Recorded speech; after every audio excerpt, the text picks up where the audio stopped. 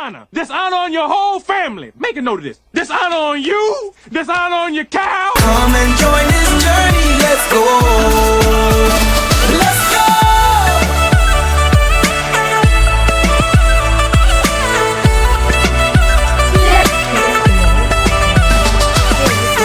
What is up, you guys? Welcome back to my channel, and thank you guys so much for clicking on this video. In today's video, I'm going to be taking you guys along with me for a day in the life of a science communications officer and one who is an ecologist. As you can see, I'm in my bedroom right now, so I'm working from home, and we do have a kind of a new system going on at our office. So today is my work from home day, and yeah, we're gonna try to get things done. Getting into this video, I must say that I have zero motivation to do any work because this is our first week back and we are still in our planning stages of, my camera is just turning all over the place, but we are very much in our planning stages of Q1 of 2026, and this is only the second week of January and it's literally our first week back. Our office opened yesterday, so we're still, as I said, in the planning stages. Also coming off of Q4 of 2025, it was very rough, and so yeah, the motivation isn't there, but you know, we gotta get work done. So I do have a very long to-do list that I only ticked 2 things off of, which is progress, I guess, but still not enough. And right now it is 2:11 p.m. as you can see. I don't know if you can hear the construction going on in the background, but I'm sorry if you can hear it. So science communications is essentially transforming scientific knowledge, the technical, really difficult to understand information, into information that is easily understood by the audience that you are presenting it to. So you can actually communicate science to an expert, just like yourself. You can communicate science to policymakers, to government officials, general public, people who are not scientists, to children, elderly, youths, you name it, the audience that you're looking for, you could communicate that science to. The goal of science communications is just presenting that information in a way that is easily understood by everyone. But it's not just that they understand, but they are engaged and they are inspired to do something about the information that you're presenting to them. And so essentially, that is what I do at work, but I do it in the conservation sphere of things. I work with the Environmental Awareness Group here in Antigua and Barbuda, and we are Antigua and Barbuda's oldest conservation NGO. This organization has been operating for over 30 years, which is amazing, and they've been doing some amazing things for these past 30 years. There are 3 programs: the Offshore Islands Conservation Program, which essentially is the basis of which this entire organization was formed, because it starts with the Antiguan racer and the organization and its partners bringing back the Antiguan races from the brink of extinction. We also have the Redondo Ecosystem Reserve, which is centered around Redondo. Is our 3rd sister island, and that island has been restored. It was literally crumbling into the sea. It was filled with rats and goats, so invasive species that have really decimated the island, and the organization, again with its partners, went in, removed the invasives, and the island now is literally a wildlife haven. It's beautiful to see. Last but not least is our Antigua Marine Conservation Program, which essentially centered around our nesting sea turtle populations. I work with these 3 programs and I help to communicate the work that is being done under these programs to anybody, really and truly. I legit, as I mentioned in my last video, did not know that science communications existed in the first place, but doing my internship here at the EAG really opened my eyes to the possibilities and the amazing work you can do and the inspiration that you can give to others who don't understand what you're doing, right? And it really gets them involved and inspires them to play their part. So it's been a really awesome journey just learning about science communications, and I've also used my degree as well because I have a bachelor's of science in ecology with environmental science. So the field work, the science behind all of this, I understand what's going on, so it's easy for me to transform that into something fun, into something engaging, into something informative, but most of all, again, the end goal easily understood by everyone. The most interesting thing I do right now when it comes to my degree, I use it in plant ID. I love plants for some reason. I can't grow plants, but I like to ID them. So that's something I've been really interested in here at the EAG, using what I've learned in UV to ID plants to try and ID them here in the wild. I do work with snakes. I help with snake processing, our Antiguan race is snake processing, and I do help out with biosecurity every now and then. I haven't been out in biosecurity for a very long time, but I do a lot of filming and just having my co-workers, as they work to remove invasives, again do biosecurity, process, monitor birds, lizards, sea turtles. So I do a lot of filming and I do help to create content. I do create graphics, I take photos, I plan out the social media content, I post on social media, I edit the videos, I do a lot of things. But another part of what I do is outreach, and outreach in schools, outreach with groups. Doesn't matter the age group, I do help and assist with outreach and education, which has been really, really fulfilling. And I use my degree in that what I've learned, I'm able to help teach people about the importance of the environment with the knowledge that I have. And so far I have planned and developed 2 initiatives at the EAG. First one is what we call Exam Energizer with the EAG, and that essentially is just us preparing grade 6 students for their national assessment, but specifically the science paper, the science test paper, and in the science test paper specifically the environmental science topics that come up. And it's been so amazing to see that literally we get like 7 to 8 questions on the paper every year. I'm ranging from 5 to 8 questions every year on the paper relating to what we cover in these sessions with the kids. And it's so amazing to see that conservation is being implemented in the science curriculum of the primary schools, from grades 4 to 6. Local environmental knowledge is being implemented in the curriculum. So you're seeing things on conservation, you're seeing things on endemic species, you're seeing things on invasive species. Our young people are learning from that age, say from 8 to 10, just about our local endemic species, the local things, redonda, our offshore islands, like the racer, our redonda lizards. Like they're learning about that at that age. And I really wish that when I was in primary school, I learned about that, because I didn't even know redonda existed until like state college. And that's crazy. You go to state college at, I think, 16. Yeah, I finished high school at 16. Started state college at 16. So helping out with outreach and education has been very fulfilling, because I'm contributing to that local knowledge, local environmental knowledge being implemented in our schools, and helping our grade 6 students prepare for the exams. And again, it's so nice to see that quite a few questions are being covered based on what we have help the students revise in these sessions. So it shows that our work it's impactful, it's helping them at least. Yeah, so that's really cool. Another thing that I've managed to develop is something called Offshore Islands Guardians Program. This idea did not come about from me. It came up from our past executive director, Erika. I just built on that idea. It's us formalizing our volunteer program. They are fully certified, officially called Offshore Island Guardians, instead of just, volunteers. They go through month to 2 month kind of training, and they do theory exams, they do practical exams, and they get certified at the end of it. They actually go into the field and they are supposed to be monitoring. So it's been really fulfilling, and I created a whole curriculum.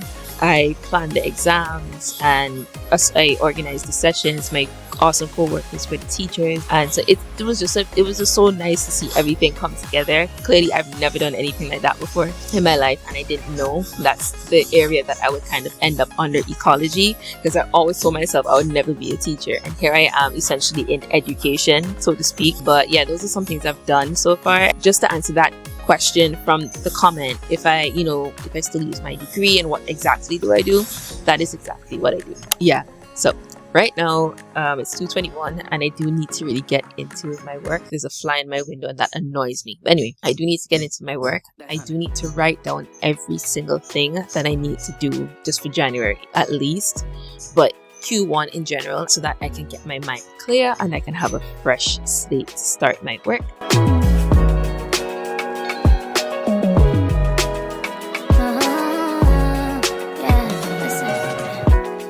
I actually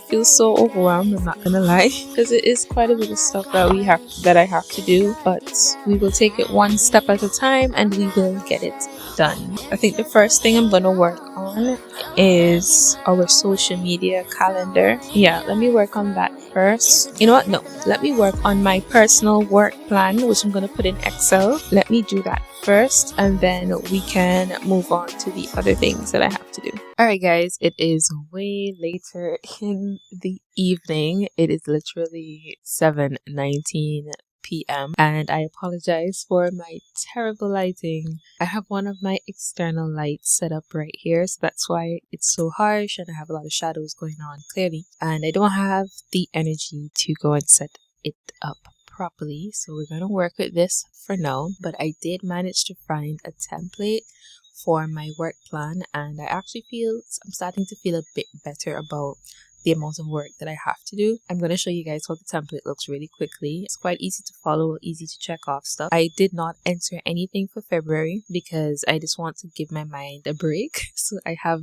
almost all of January that I can think of right now, and any little thing that pops up I will put into my planner that's on my iPad, so that, you know, those are like little to-dos, but these are the main big things I have to sort out for January, which is what I needed to get out of my head. This is what we are working with. I found this template online. I kind of broke everything down into sections, and so the first half of my tasks, I am going to wrap up things that I have from 2025 that I didn't finish, like stemming from last year. So I do need to do our New Year's newsletter as well as our EAG rewind for Q4 of 2025. I want to do a quick New Year's message to our guardian since we officially opened yesterday. I should have done that yesterday, but it's fine. I already did a lot of the plant guide. I just have a few tweaks I need to make to it, which is why I have the progress at 90%, and then I have to do an email to our website developer. You have the task, you have the progress, you have the start date and your end date. They just kind of blocks off the days in the month that you have to complete the task, and I like that it's up to date. So literally it's today's the 6th of January and it updated itself automatically. Hey guys, so it's a new day and I just got into work. It is currently 9:34 a.m. I'm about to unpack my bag and unpack my laptop, get my iPad out and everything so I can do my to-do list for the day. It is going to be a day that I post content on our social media, hopefully. Yeah, I just continue planning out how my January is going to be and tick off some stuff off of my to-do list. So I need to have breakfast as well because I did not eat breakfast.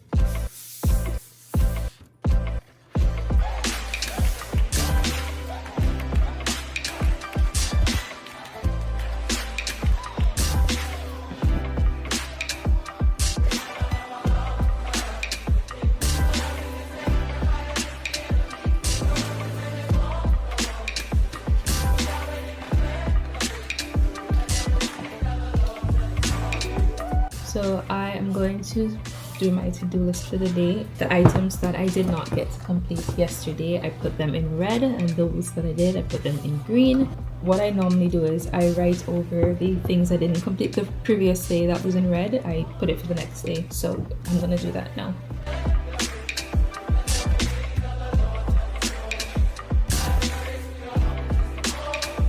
Okay, so I just finished writing my to-do list for the day. It's quite long. This is it. The first thing I'm gonna do is look through and finish up the content calendar. Then I'm going to start preparing the post for today. We do have 3 posting peak hours, which are, well, kind of 4: 9 a.m, 12 p.m, 3 p.m, and around 6 p.m, because that's when 5 to 6 p.m, because that's when most people are off of work. Sometimes we do sporadically post at 7 p.m. or 9 p.m, and we still get a lot of traction, which is kind of cool. But those are our sweet spots. So I'm going to prepare the post to get it up at either 3 p.m. or 5 to 6, because again, that's when most people are off of work, they're on their phones, stuff like that. I need to fill out my timesheet, doing our newsletter for Q4 of last year, and just to do like a Happy New Year kind of message. I also have to start drafting our field trip and presentation schedule, so I can, when we get requests, I can plug them into the schedule and I know who's doing what, when, where, etc. I have a lot of stuff to do, but I'm gonna eat breakfast as well. So I love it. I had it in UE.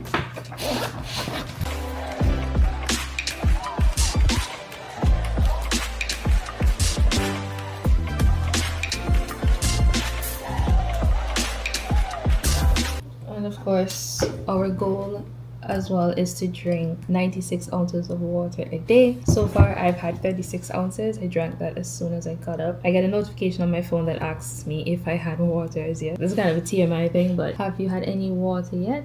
So this is how it looks, and 16 ounces. Oh, I also have to answer an email from my internship. We are a part of an alumni from my internship in 2022. We are gonna have a networking kind of call, so to see like where all the interns, the past interns are now, what they're doing, and do a bit of networking. So they sent an email to us yesterday, so I'm going to respond to that. Like, so many things for me. I don't have space. My iPad doesn't have space, my phone doesn't have space, my laptop doesn't have space. So many things. But anyway, let's get going.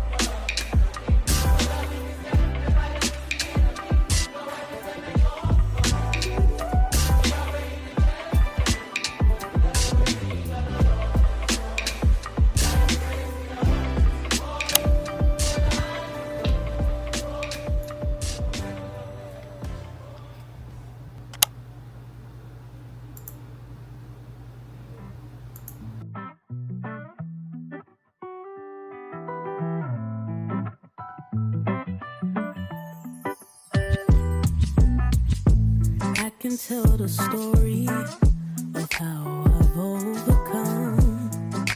Dark were the days I didn't know a sun. Numb to the thought of love, and so I chose to run. Hi guys, it's another day and it actually is a whole new week. My hair looks a little crazy, but that's fine. It is Monday the 12th of January as I am filming this video, and today was pretty chill. I had such a nice quiet time this morning, but so far with work, I got in. We had a meeting for the first thing this morning, then I had to run an errand, and then I got back to work and I started working on a social media post, which I showed you guys a little earlier. I just sent a message in our Guardians group chat about an opportunity that we have coming up for some sea turtle monitoring. That's really cool to get our volunteers out into the field. I'm about to write a caption for this social media post because it was supposed to go out last week Friday, and that did not happen because we went into the field. I think I showed a clip of that, or I'm going to just show it now. We went into the field to do a bit of recon for a potential site that we want to do some in-water monitoring at, and I really didn't have the time to finish it for the Friday.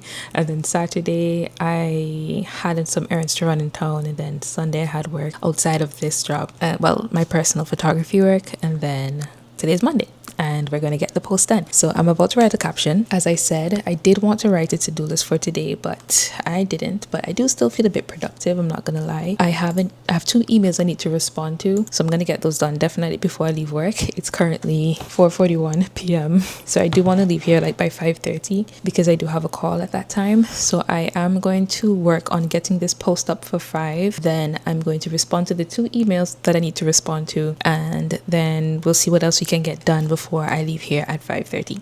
But yeah, call me home, and so his will be done. There's hope for tomorrow with him. There's joy in sorrow. There is no greater love than this. No greater love. I find peace in knowing I'm here. Feeling far away, but I'm close to you. You know me by my name, but I chose the world instead of you. Had no clue why the days were so blue.